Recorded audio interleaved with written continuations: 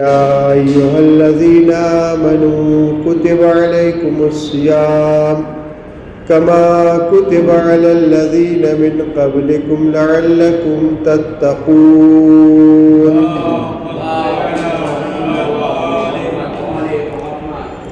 اعزائي محترم، اللہ سبحانہ و تعالی قرآن مجید میں روزے کا مقصد بیان فرما رہا ہے۔ یا ایھا الذین آمنوا، اے صاحبان ایمان، اے مؤمنین، کتب علیکم الصیام، روزوں کو آپ پر لکھ دیا گیا ہے۔ کما کتب علی الذین من قبلکم، فقط آپ پر ہی نہیں بلکہ جو آپ سے پہلے گزر گئے، آپ سے پہلے چلے گئے، ان لوگوں کے لیے بھی روزہ ضروری تھا، روزہ موجود تھا، یعنی کہ پہلی قوم کے لوگوں پر بھی روزہ اللہ سبحانہ و تعالیٰ نے رکھا تھا۔ اب وہ جو روزہ رکھا تھا وہ آج کے احکام اور پہلے کے احکام وہ فرق تھے، لیکن روزہ تھا۔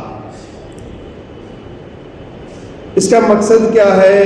یہ روزہ کیوں اللہ سبحانہ و تعالیٰ نے لوگوں کے لیے رکھا ہے، فرض کیا ہے، ضروری رکھا ہے؟ لعلکم تتقون، کہ شاید تم متقی بن جاؤ۔ اس آیہ کریمہ میں یہ گارنٹی نہیں لی گئی ہے کہ اگر تم روزہ رکھو گے تو متقی بنو گے، نہیں۔ اگر تم روزہ رکھو گے تو تمہارے اندر پرہیزگاری آ جائے گی، نہیں، کوئی گارنٹی اس کے اندر نہیں لی گئی ہے۔ شاید ہو سکتا ہے کہ تم جو ہے متقی بن جاؤ، یعنی اس کا مطلب ہے کہ اگر کوئی انسان فقط بھوک اور پیاس کی حالت میں رہتا ہے تو ضروری نہیں کہ اس کے اندر تقویٰ آ جائے۔ یہ ماہ رمضان المبارک، یہ روزہ رکھ کے اللہ سبحانہ و تعالی خاص جو اس کا مقصد ہے کہ لوگوں کے اندر ایک مشق ہو جائے، ایک تمرین ہو جائے، ایک ایکسرسائز ہو جائے کہ لوگ اپنے نفس کی تربیت کر سکیں۔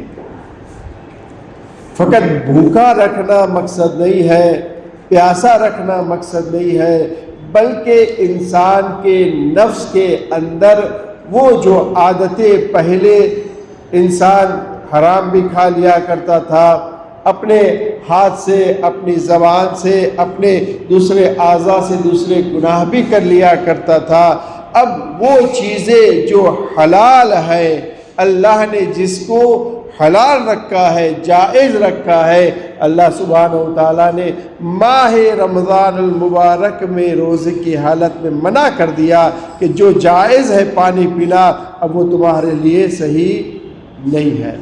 کھا سکتے تھے لیکن اب ماہ رمضان المبارک میں روزہ رکھ کے کھا نہیں سکتے۔ جب حلال تمہارے لیے روزہ کی حالت میں جائز نہیں ہے تو پھر اسی طریقے سے پورا مہینہ انسان کی تمرین ہو جائے، ایکسرسائز ہو جائے، پوری پریکٹس ہو جائے کہ جو انسان کے لیے اللہ نے حرام قرار دیا ہے اس سے بھی انسان بچتا رہے۔ اسی لیے جو بیان کیا گیا ہے کہ جو روزے ہیں وہ روزے تین طرح کے ہیں۔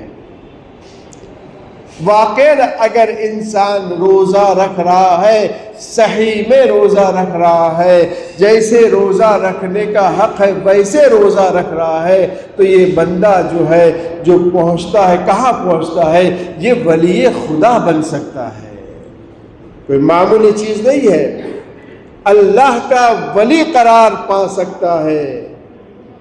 یہ تین طرح کے روزے جو ہے، سب سے پہلا روزہ جسے کہا جاتا ہے عام روزہ، جس کو سب لوگ روزہ رکھ رہے ہیں، تمام مسلمان جس کو روزہ رکھ رہے ہیں، ہر چھوٹا بڑا روزہ رکھ رہا ہے، ہر مرد و عورت جو روزہ رکھ رہا ہے، یعنی کھانا پینے سے پرہیز کے ساتھ ساتھ ان چیزوں سے اپنے آپ کو بچانا کہ جس کو شریعت نے روزے کی حالت میں منع فرمایا ہے۔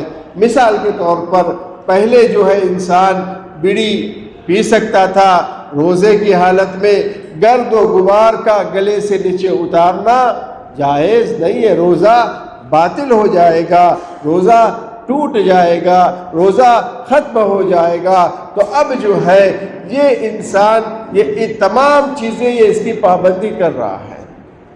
پہلے جو ہے پانی کے اندر ڈبکی لگاتا تھا، روزے میں منائی ہے، بربنائے احتیاط۔ اور بھی چیزیں، جنابت کی حالت یہ پہلے چلتا تھا، لیکن روزے کی حالت میں اپنی زوجہ ہے اس کے باوجود بھی جو ہے انسان کو پرہیز کرنا ہے۔ تو یہ سب چیزیں عام روزہ ہے، سب کو یہ کرنا ہی کرنا ہے، ورنہ جو ہے روزہ اس کا باطل ہو جاتا ہے۔ یہ عام روزہ ہے، اس کو کرنا ہی کرنا ہے۔ لیکن ایک اس سے بڑھ کر روزہ ہے جسے خاص روزہ کہا جاتا ہے۔ وہ کیا ہے خاص روزہ؟ عزیزان محترم دیکھیں، یہ خاص روزہ جو ہے انسان کو اللہ سے نزدیک بھی کرتا ہے اور اس کو حرام چیز سے، دوسری حرام چیز سے وہ اس کو تمرین کی اور اس کو عادت ڈالی جاتی ہے کہ یہ چیز بھی جو ہے انسان کو نہیں کرنا چاہیے، اس کا بھی روزہ رکھنا چاہیے۔ کس کی؟ ہمارے چھٹے امام جعفر صادق علیہ السلام ارشاد فرماتے ہیں، اذا صمت فلیصم سمعک وبصرک وشعرک وجلدک وعدد اشیاء غیر هذا وقال لا يكون يوم صومك كيوم فطرك، کہ جب تم روزہ رکھو تو اس کے اندر کھانے کی بات نہیں ہے۔ دیکھیں دوسری پہلی کوالٹی کیا تھی؟ عام روزہ، بھوک پیاس اور دوسری 7-8 چیزیں سے شریعت نے منع فرمایا ہے، روکا ہے۔ اب جو تمہارا روزہ ہے کان کا بھی روزہ ہونا چاہیے۔ اب کان کا روزہ کیسے ہے؟ کیا کان کو ہم کھانا کھلاتے ہیں؟ نہیں عزیزان محترم، کان کا روزہ کا مطلب یہ ہے کہ وہ چیزیں پہلے ہم روزہ کے بغیر کوئی چیز حرام سن لیتے تھے، کسی کی غیبت سن لیتے تھے، کبھی گانا سن لیتے تھے، کبھی اور چیزیں جس کو شریعت نے حرام قرار دی ہے اس کو سن لیتے تھے۔ اب یہ روزے کی حالت میں کان کا روزہ یہ ہے کہ حرام سے کان کو بچایا جائے۔ آنکھ کا روزہ، بصرک، تمہارے آنکھ کا روزہ۔ کیا آنکھ کا روزہ؟ پہلے ہم جو ہے ہر چیز ناچیز جو ہے دیکھتے رہتے تھے، اب جو ہے کہ اپنی نظروں کو جھکا کے رکھو، اپنے نظروں کو ہر وہ چیز سے اپنے آپ کو بچاؤ جو شریعت نے منع کیا ہے۔ پہلے نظر پڑ جاتی تھی نامحرم کی طرف اور جو ہے انسان جان بوجھ کے اس کی طرف نظر کرتا تھا، تو اب جو ہے اگر خاص روزہ اگر اس میں جانا ہے، اگر ولی خدا بننا ہے، اگر روزے کی بنا پر اللہ سبحانہ و تعالیٰ کے نزدیک حاصل کرنا ہے تو عزیزان محترم ہمیں آنکھ کا بھی روزہ رکھنا پڑے گا۔ یہ آنکھ کا روزہ ہو سکتا ہے وہ آنکھ سے باہر کسی چیز کو نہ دیکھ رہے ہو، پورے دن پورے روز کمرے کے اندر پڑے ہو، لیکن کمرے کے اندر پڑے پڑے اس موبائل سے بھی ہمیں پرہیز کرنا پڑے گا۔ اس موبائل کے ذریعے جو چیزیں حرام ہوتی ہیں ہمارے سامنے آتی ہے اس کو ہمیں دور کرنا پڑے گا، اپنی نگاہوں کو جھکانا پڑے گا، اپنے آپ کو حرام سے دور رکھنا پڑے گا۔ یہ دوسری چیز ہے۔ اور اس کے بعد کیا فرمایا؟ امام نے فرمایا وَشَعْرُ، ارے آنکھ کا، کان کا۔ اب تو امام نے فرمایا تمہارے بال کا بھی روزہ رکھنا چاہیے۔ اگر کوئی خاتون نامحرم لوگوں کے سامنے اپنے بالوں کو دکھا رہی ہے، اس نیت سے باہر نکلی ہے تو یہ اس کے لیے وہ درجات نہیں پا سکتی جو اس کو ماہ رمضان میں درجات پانا ہے، وہ تقوی کی منزل تک نہیں پہنچ سکتی جو اس کو تقوی تک پہنچنا ہے۔ اپنے بال کی بھی حفاظت، اگر کوئی اس نیت سے، کوئی جوان ہے بال اس لیے سنوار رہا ہے باہر جا کے لڑکیاں مجھے دیکھیں، نامحرم میری طرف نظر کرے، تو یہ ہے وَشَعْرُكَ، تمہارے بال کا بھی روزہ ہونا چاہیے۔ تو کہیں گے مولانا کیا ہم بال کو نہ سنوارے؟ نہیں، اس کا مطلب یہ نہیں ہے، مطلب یہ ہے کہ نامحرم کے لیے، حرام کے لیے اپنے بال کو نہ سنوارا جائے، ورنہ تو اپنے آپ کو سنوارنا، اچھا رکھنا اچھی چیز ہے، لیکن نیت اگر بدل جاتی ہے تو اسی اعتبار سے ثواب اور گناہ بھی بدل جاتا ہے۔ وَشَعْرُكَ، امام نے فرمایا تمہارے بال کا بھی روزہ ہونا چاہیے، وَجِلْدُكَ، تمہارے جو چمڑی ہے، جو جلد ہے، اس کا بھی روزہ ہونا چاہیے۔ اس کا روزہ کیا ہے عزیزان محترم؟ کیا ہماری جلد کھاتی ہے؟ کیا پیتی ہے؟ نہیں، نہ جلد کھاتی ہے نہ پیتی ہے، بلکہ جلد کا روزہ اس کا مطلب یہ ہے کہ انسان جو ہے اپنے ہاتھ کو، اپنے جسم کو نامحرم سے نہ ملائے، نہ چھوائے۔ اگر کوئی شخص اپنے ہاتھ کو نامحرم پر لگاتا ہے تو یہ سمجھ لیجئے کہ اس کا جلد کا روزہ ختم ہو گیا۔ چاہے شریعت نے جو بتایا ہے 8-9 چیزیں، اس میں اس کا روزہ باطل نہیں ہوا، لیکن ہمیں اس روزے کے ذریعے کہاں پہنچنا ہے؟ متقی بننا ہے۔ اس روزے کے ذریعے کیا بننا ہے؟ ہمیں ولی خدا بننا ہے۔ اس روزے کے ذریعے ہمیں کیا بننا ہے؟ ہمیں امام زمانہ حضرت مہدی عجل اللہ تعالی فرجہ الشریف، ان کے غلام بننا ہے، ان کے آوان و انصار میں ہمیں شمار ہونا ہے، ان کے خادم بننا ہے۔ تو ان کے خادم بننے کے لیے فقط وہ کھانا پینا اور ان چیزوں سے پرہیز نہیں، بلکہ اس کے علاوہ ہماری آنکھ کو بھی روزہ رکھنا ہے، ہمارے کان کو بھی روزہ رکھنا ہے، ہمارے بال کو بھی روزہ رکھوانا ہے، ہمارے جلد کو بھی، ہماری چمڑی کو بھی روزہ رکھوانا ہے۔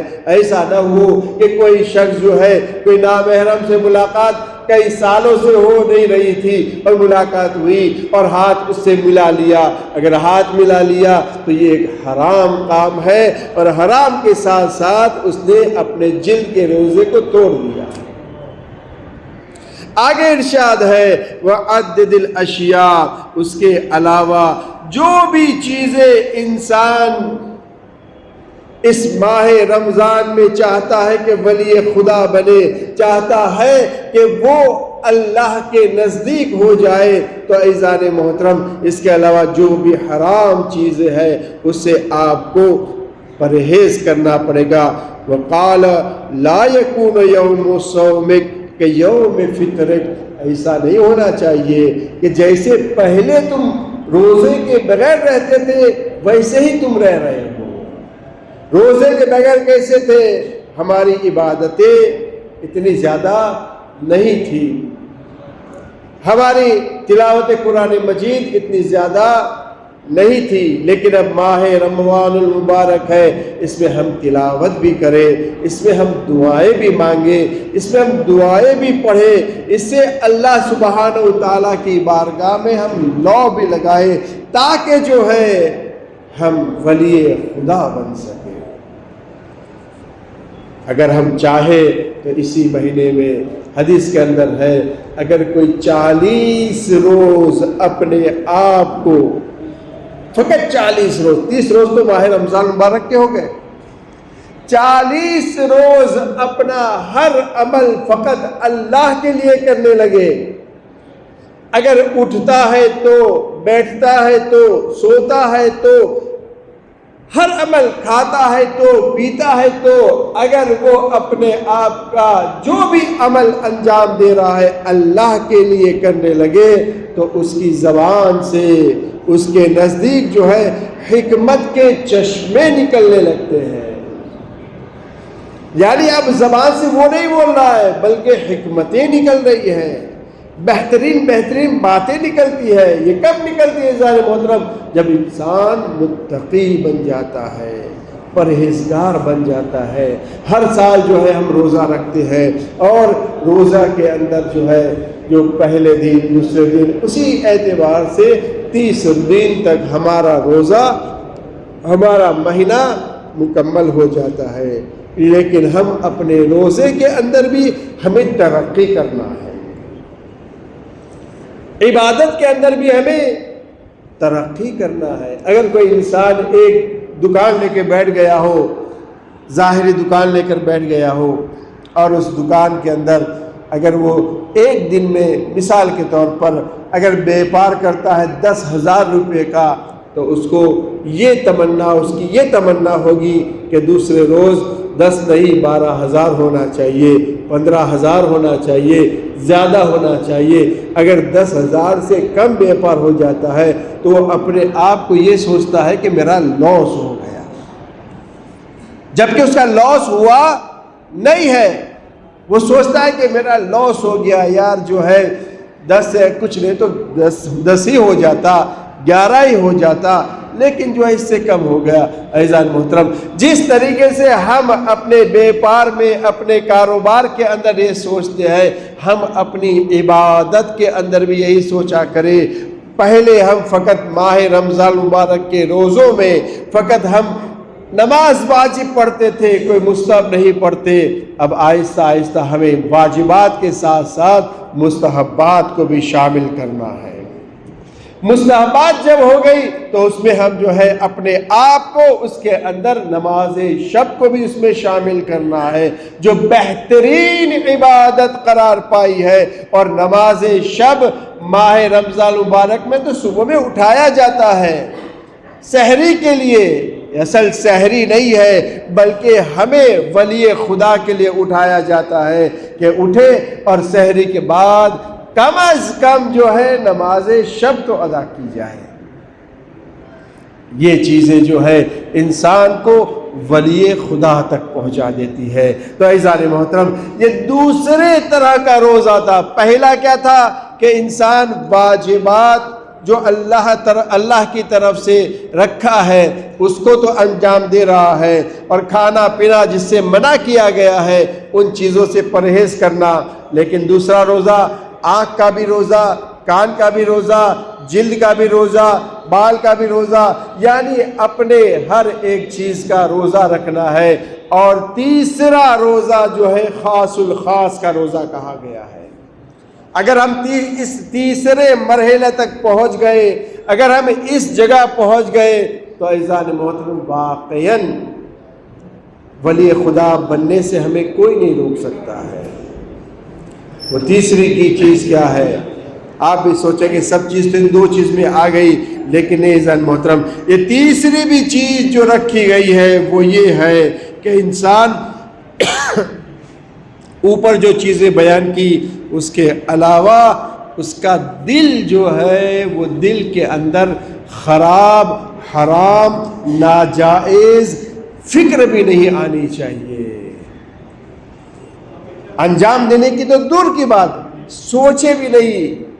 اس نے مجھے غصے میں یہ کہا، چلو سوچ رہا ہے کہ میں اللہ کے لیے اسے معاف کر رہا ہوں۔ اگر وہ یہ سوچ رہا ہے کہ نہیں اس نے یہ کہا کل آ کے میں اس کو دو اور زیادہ سناؤں گا نعوذ باللہ، تو عزیزان محترم وہ انسان اس بلندی تک نہیں پہنچ سکتا جہاں روزہ ہم کو بلندی تک پہنچانا چاہ رہا ہے۔ یعنی ذہن کے اندر، ہمارے دل کے اندر ایسے خیالات بھی نہیں آنے چاہیے کہ جو گناہ کی طرف ہمیں بڑھاتے ہو۔ اگر یہ خیالات سے اگر ہم ان 30 دنوں کے اندر اپنے آپ کو قابو کر لیا، یعنی اپنے نفس کے اوپر کنٹرول کر دیا، تو واقعاً ہم جو ہے اللہ سے اتنے نزدیک ہو جائیں گے کہ ولی خدا بن سکتے ہیں۔ ہماری عبادتوں کے اندر وہ ترقی جو ہونا چاہیے وہ ترقی ہوگی۔ جب ترقی ہوگی تو کیا ہوگا عزیزان محترم؟ پتہ کیسے چلے گا کہ ہماری عبادتوں میں ترقی ہوئی ہے یا تنزلی ہوئی ہے یا جیسے تھے ویسے ہے؟ اب جب اللہ اکبر مصلی پر کھڑے ہوں گے، اللہ اکبر کہیں گے، اب بسم اللہ الرحمن الرحیم کہہ کے الحمد کا سورہ شروع کریں گے، عزیزان محترم وہ لذت محسوس ہوگی کہ جو دنیا کی بہترین سے بہترین کھانے بھی ہو وہ لذت نہیں حاصل کرا سکتی ہے جس لذت کو ہم عبادت خداوند عالم سے حاصل کر سکتے ہیں۔ یہ لذت عبادت کی بھی لذت ہے۔ انسان جو ہے اب کسی کی مدد کرنا ہے، ہیلپ کرنا ہے، اب اسے ہیلپ کرنے کے لیے وہ اپنے آپ کو پیچھے نہیں کرے گا بلکہ وہ یہ سوچے گا کہ مجھے یہ موقع نصیب فراہم ہوا ہے، میں یہ کام کو انجام دوں۔ بہرحال یہ 3 مرحلے ہیں، ایک عام روزہ، ایک خاص روزہ اور ایک خاص روزہ۔ انشاءاللہ اس ماہ مبارک رمضان میں ہمیں یہاں تک پہنچنا ہے کہ ہم خاص روزے تک پہنچ جائے، ہمارے ذہن میں کوئی خراب، کوئی ناجائز، کوئی حرام، کوئی ایسی چیز جو شک والی ہو وہ خیالات بھی ہمارے دل میں نہ آنے پائے۔ اللہ کی بارگاہ میں دعا کرے، خدایا محمد و آل محمد کے صدقے میں اے میرے معبود ہماری عبادت کو قبول فرما، ہمارے روزوں کو قبول فرما، حاضرین کے تمام دلی حاجتیں پوری فرما، وقت کے امام زمان علیہ السلام کے ظہور میں تعجیل فرما، ان کے انصار میں شمار کا فرما۔ ربنا تقبل منا انک انت السمیع العلیم۔